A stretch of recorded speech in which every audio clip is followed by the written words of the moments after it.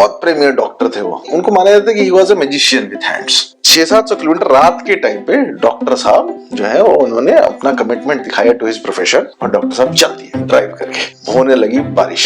बारिश इतनी भयानक हुई, समथिंग वाज ऑन हिम कि उनको जाना ही जाना है और गाड़ी आगे बढ़ ही नहीं रही है, पीछे भी जा नहीं रही है। अब क्या हुआ कि डॉक्टर साहब जो है चलते चलते उसके बाद ही लॉस्ट हिज वे। अब ये उनको लगा ना कि कुछ अजीब व गरीब चीज हो रही है मेरे साथ, मतलब he can not stand the pain कि गरीबी कभी इस तरीके की भी हो जाती है कि यू कैन सी कि आपका बच्चा जो है वो शायद ना रहे और आप कुछ नहीं कर सकते हैं उसके लिए।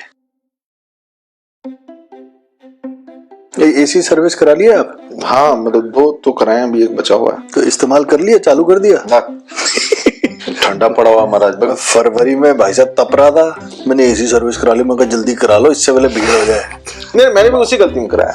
हॉटेस्ट फरवरी जब आया ना टीवी में, हॉटेस्ट फरवरी ऑफ 118 इयर्स। मार्च में बारिश ही बारिश हो रही है, मार्च में स्वेटर हो गया, स्वेटर खोल के निकल रहे, गजब हो गया इस बार तो, क्लासिक। हम भी तो ड्राइव पे गए हुए थे ना, वहाँ बारिश थी, मौसम भी ठीक ही था, मतलब बारिश हुई लेकिन वही है कि एकदम जब आ रहे थे ना पूरा ये एक तो पहाड़ी था, ऊपर से थोड़ी धुंध थी, ऊपर से सुनसान हो गया, थोड़ा स्कैरी हो गया था माहौल। टेंशन ज्यादा तब होती है जब फैमिली साथ होती है। अकेला तो बंदा जहाँ मर्जी घुमा दो। हाँ जहाँ मर्जी। अरे अकेले में तो दिक्कत ये ना कि आपको अजीब अजीब एक्सपीरियंसेस भी हो जाते हैं। हमारे को आज तक नसीब में नहीं आया, लेकिन अच्छा कभी नहीं, मतलब कभी नहीं हुआ। एब्सोल्यूट अचीवनेस से आपको तो अच्छी बात ये है ना, 8 बजे लुढ़क जाता हूँ। आपका तो 8 PM अलग है, आप 8 PM का अलग ही मतलब है। तो ड्राइविंग का तो क्वेश्चन ही पैदा नहीं होता। अरे ड्राइविंग का आप ऐसी बात कर रहे थे ना अजीब, एक ना मैंने बहुत साल पहले ना एक बहुत अजीब और गरीब घटना पढ़ी थी, लेकिन वो इतनी अजीब थी ना कि मेरे को seriously it has stayed with me. ये ना 1950s-60s में ना एक डॉक्टर थे, उन्होंने अपने फ्रेंड्स को कुछ बताया था ये, और शायद वो घटना ऐसी अजीब थी कि लोगों ने फिर उसको ना बना करके कहानी पब्लिश भी की और वो लोगों ने फिर उसको पढ़ी और काफी सर्कुलेट भी हुई। क्या हुआ कि एक डॉक्टर साहब थे, वो खड़गपुर वाली में काफी दिनों तक मैं खड़कता रहा था। इसमें ऐसा कुछ तो नहीं। अब सुनिए ना, छोड़िए ना। अब क्या हुआ कि डॉक्टर साहब थे तो उनका एक, अब नोटेड यही है कि उनको कोई सेमिनार में रांची जाना था, अच्छा, कलकत्ता से, तो फ्लाइट पकड़े, रांची आ गए। बहुत प्रीमियर डॉक्टर थे वो, बच्चों के डॉक्टर थे। उनको माना जाता है कि he was a magician with hands. तो उन्होंने खुद ही बताया कि रांची में सेमिनार चलते चलते ना यूजुअल टाइम से लेट हो गया। ये जो स्टेज पे खड़े थे तो स्टेज पे खड़े खड़े he also lost track of time, और उसके बाद हड़बड़ी में जब इनका टॉक या कीनोट जब खत्म हुआ, कुछ कंफ्यूजन के कारण क्या हुआ कि he missed the flight of return flight to Calcutta and he realised he had a very very important assignment. Committed doctor थे बहुत। इन्होंने कहा कि अब मैं यहाँ से, उन्होंने अपने फ्रेंड को कहा कि तुम मुझे गाड़ी दो, मैं ड्राइव करके पहुंचूंगा कलकत्ता, लेकिन मैं पहुंचू। तो 600-700 किलोमीटर रात के टाइम पे डॉक्टर साहब जो है वो उन्होंने अपना कमिटमेंट दिखाया टू हिज प्रोफेशन और डॉक्टर साहब चल दिए ड्राइव करके। अब होने लगी बारिश।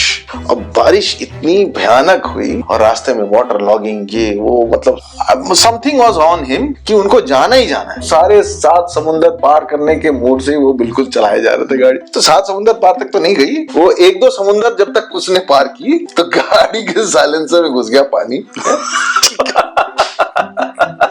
और गाड़ी ने कहा अब गाड़ी अब ना हो पाई, हाँ अब ना हो पाई, हो गया खत्म जितना होना था। अब बज गया रात के 11, साढ़े 11, 12 बज गए होंगे और गाड़ी आगे बढ़ ही नहीं रही है, पीछे भी जा नहीं रही है। रेनिंग, मतलब इतनी जबरदस्त बारिश। अच्छा वो जंगल है, because Chota Nagpur region is forest, decent forest, अच्छा फॉरेस्ट है भाई। वो पतली सड़क, कोई ना आगे ना पीछे, गाड़ी बीच में बंद। और डॉक्टर साहब की जितनी हीरोइज्म थी ना, it was late to rest.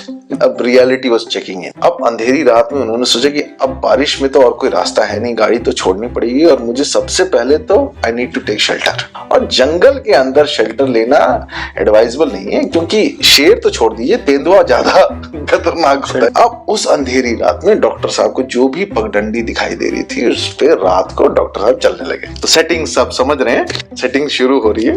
अब क्या हुआ कि डॉक्टर साहब जो है चलते चलते चलते चले, उसके बाद he lost his way, doctor साहब गुम गए। अब ये उनको लगा ना कि कुछ अजीबो गरीब चीज हो रही है मेरे साथ। वो चलते जा रहे हैं चलते जा रहे हैं चलते जा रहे हैं, वो पीछे भी समझ में नहीं आ रही कि पीछे वाली सड़क कौन सी थी, आगे वाली सड़क कौन सी है। डायरेक्शन लेस एक टाइप से वो आदमी वो होते गए। डॉक्टर साहब चलते गए, उनको दूर एक दिखाई दिया, एक झोपड़ी एक पेड़ के नीचे, सूखा पेड़ था। इन्होंने कहा कि यही एक जगह है, क्योंकि बारिश हो रही थी, पूरे ड्रेंच्ड थे, जूते वूते सारे इनके भीग गए थे। वो किसी तरह उस झोपड़ी तक पहुंचे। झोपड़ी में उन्होंने आवाज लगाई तो अंदर एक हस्बैंड वाइफ, बहुत गरीब, वो झोपड़ी के अंदर बेचारे अपने शायद लकड़हारे होंगे या फिर गड़ियरिये होंगे, तो वो हस्बैंड वाइफ अंदर बैठे हुए थे। ये अंदर गए, इन्होंने वही बोला कि मैं रास्ता घूम गया हूँ और सुबह से पहले निकल नहीं सकता, मुझे कलकत्ता जाना है। इन्होंने जानबूझ करके अपनी आइडेंटिटी नहीं बताई। इनको लगा कि अगर इनको लग जाएगा कि मतलब हाँ चाहे जो भी है, तो कहीं शायद इनको पकड़ न लें, इनसे कुछ पैसे वैसे न ले लें, तो वो थोड़ा अपने सिक्योरिटी के लिए इन्होंने खाली यही कहा कि मैं जाना था, मुझे गुजर रहा था, गाड़ी खराब हो गई, मुझे बस रहने के लिए जगह दी। तो उन्होंने बड़े हम्बल लगे, बहुत अच्छे सोल लगे दोनों। उन्होंने कहा कि नहीं बैठ जाइए, आज बहुत ज्यादा ही बारिश हो रही है, देखिए हम भी समझ सकते हैं। वो बैठे। उस वक्त इन्होंने कहा कि अगर थोड़ा और दया कर दे, कुछ खाने को दे दे मुझे, मैं भूख से बिल्कुल मरा जा रहा हूँ। तो उन्होंने कहा कि अच्छा ठीक है, चलिए आपको हम, ऐसे तो हमारे पास कोई ज्यादा तो रहता नहीं है, एक रोटी है हमारे पास और थोड़ा प्याज है और थोड़ा नमक है, तो आप ये खा लीजिए। तो उन्होंने प्याज दे दिया, उसको तोड़ लिया डॉक्टर साहब ने, रोटी प्याज और नमक के साथ उन्होंने खा लिया, पेट भर लिया। उसके बाद वो दोनों उनको देख रहे हैं डॉक्टर साहब को। तब तक ना डॉक्टर साहब ने ध्यान नहीं दिया कि इस रूम में और कौन कौन है। ठीक है, तो एक बार चेक करने और कोई यहाँ तो नहीं है। तो क्या हुआ कि डॉक्टर साहब ने देखा कि एक हस्बैंड वाइफ है और एक कोने में एक पालना लगा हुआ है जिसमें एक बच्चा है जो कि बहुत कम आवाजें निकाल रहा है, और ये लोग ना हिला भी नहीं रहे थे उसको, लेकिन उसकी वाइफ जो है उठ करके जाकर के देखती थी उसको, बच्चे को। डॉक्टर साहब ने पूछा कि ये वहां पे, तो बोले कि वो हमारा बेटा है, बहुत बीमार है। ये तो डॉक्टर थे। इन्होंने कहा कि मैं देखूं जरा सा बच्चे को। इन्होंने कहा क्या करिएगा बाबूजी, हैं हम लोग तो बहुत गरीब हैं, ज्यादा दिन रहेगा नहीं हमारे साथ, ये बहुत बीमार है, हम लोग भी बस अब खाली गिन ही रहे हैं। तो इनको मतलब he can not stand the pain कि गरीबी कभी इस तरीके की भी हो जाती है कि यू कैन सी कि आपका बच्चा जो है वो शायद ना रहे और आप कुछ नहीं कर सकते हैं उसके लिए। उनका जो इमोशन था ना वो एकदम यहाँ तक आ गया। तो उन्होंने जाकर के देखे तो उसको बच्चे को ना कुछ था प्रॉब्लम्स, कुछ होंगी। तो इन्होंने कहा कि आपने किसी डॉक्टर को नहीं दिखाया? तो इन्होंने कहा कि हाँ रांची ले जाकर के दिखाए थे। तो कहे कि तो क्या बोले? वो बोले कि एक ही आदमी इलाज कर सकता है, वो कलकत्ते में रहता है। ठीक है, ये कहे कलकत्ते में रहता है? बोले कि देखिए ना पर्चा बना के दिए हैं। पर्चा बना के दिए हैं, दिखाइए पर्चा। तो कहे कि आप पढ़े लिखे हैं बाबूजी, आप समझ सकते हैं, हम लोग को तो कुछ पता नहीं। तो पर्चा निकाल कर देखे तो उस पर्चे पे लिखा हुआ था advice to doctor Sanyal in Calcutta urgent. Doctor साहब ने उनकी तरफ देखा और उसके बाद उन्होंने पूछा कि आपको पता है हम कौन है? तो कहे कि नहीं बाबूजी नहीं मालूम, कहे कि हम डॉक्टर सान्याल हैं। तो वो दोनों जो थे वो इनके पैर पर पड़ गए। फिर डॉक्टर ने जाकर के वो जो बच्चा था ना उसके पैर पड़े। उन्होंने कहा कि शायद ये सारी जो घटनाएं घटी है ना वो इसने मुझे बुलाया है अपना इलाज करने के लिए। ये कभी भी मतलब इतनी सारी उसमें कोइंसिडेंसेस हैं, लेकिन ये सारे कोइंसिडेंसेस एक के बाद लीड करके उसको आज वहां पे खड़ा किया। डॉक्टर साहब ने फिर उस पूरी जिनका मेजर असाइनमेंट तो भूल ही गए। अगले दिन मॉर्निंग में उन्होंने गाड़ी अपनी ठीक कराई, हस्बैंड एंड वाइफ उस बच्चे को लेके गए, अपने पैसे से पूरा इलाज किया उसके। उस लड़का ठीक हो गया और उसके बाद फिर वो अपना चले गए गांव।